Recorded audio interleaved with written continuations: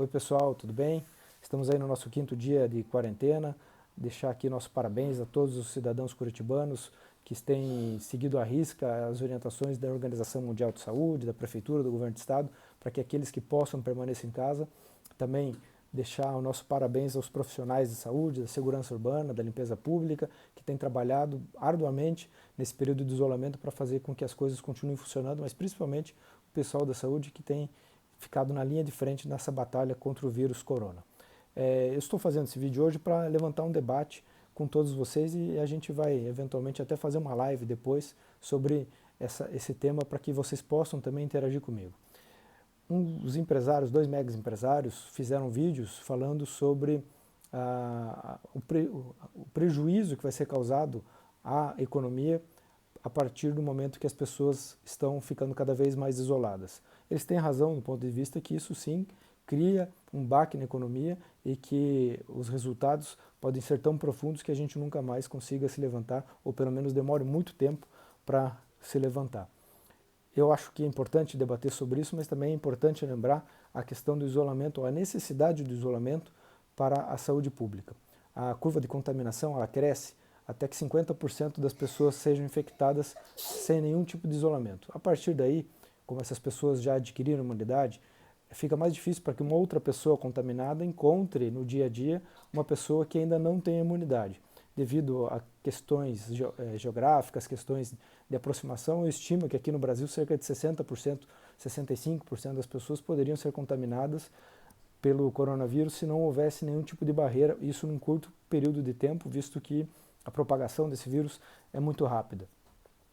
Nós temos observado em outros países, como a Alemanha, que é um país um pouco mais concentrado, a população mais densa no menor espaço, a probabilidade de que esse vírus atinja até 80% da população se nada for feito de impedimento. Então por que nós criamos as barreiras, a quarentena, o isolamento? Para que as pessoas não entrem em contato com outras pessoas infectadas, ou aquelas que estão infectadas e não sabem que estão infectadas, cerca de 80% dos casos são assintomáticos, que essas pessoas não passem esse vírus para frente. Dessa forma, vocês têm acompanhado, nós iremos achatar a curva da contaminação e permitir que o sistema de saúde pública possa atender os cerca de 5% dos casos que são considerados mais graves e necessitam de internação.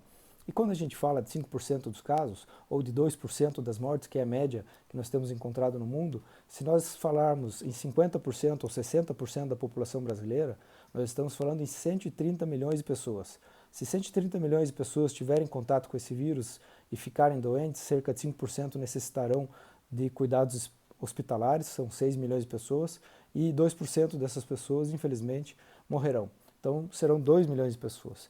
Então, o número de 7 mil mortes que pode ser causada pelo vírus que tem sido falado não é verdade se nenhuma barreira sanitária for imposta, principalmente esse isolamento. E o isolamento é importante porque ainda não há nem tratamento, muito menos vacina para o vírus. Então, eu acredito que esse isolamento dos 15 dias é fundamental para a gente romper a propagação exponencial do vírus, mas que após esses 15 dias nós possamos tomar outros tipos de medidas de isolamento.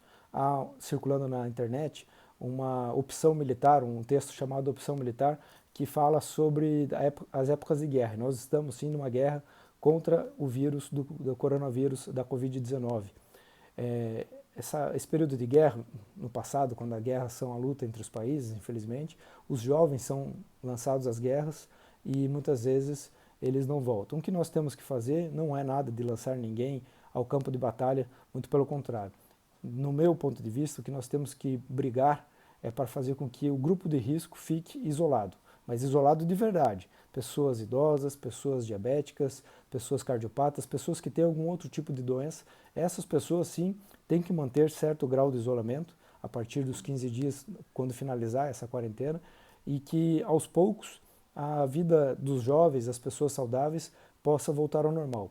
Não porque elas não vão ficar doentes, mas muito menos delas ficarão doentes e haverá sim espaço para que os hospitais públicos possam suprir essa demanda. Lembrando que no Brasil nós temos as favelas, nós temos outros tipos de concentração urbana, pessoas que não têm acesso à água tratada, não têm acesso a esgoto sanitário, então a contaminação do vírus pode ser ainda pior e misturado com outros tipos de doenças que nós já muito conhecemos. Então é fundamental que nós criemos uma nova política de isolamento a partir dessa que finalizará daqui a 15 dias aproximadamente, para que as pessoas consigam aos poucos ir voltando às suas rotinas, para que a economia também não sofra muito mais com isso. Mas é fundamental a gente debater isso e eu convido vocês para que, uma outra hora oportuna, nós façamos uma live para tratar sobre esse assunto. Um grande abraço.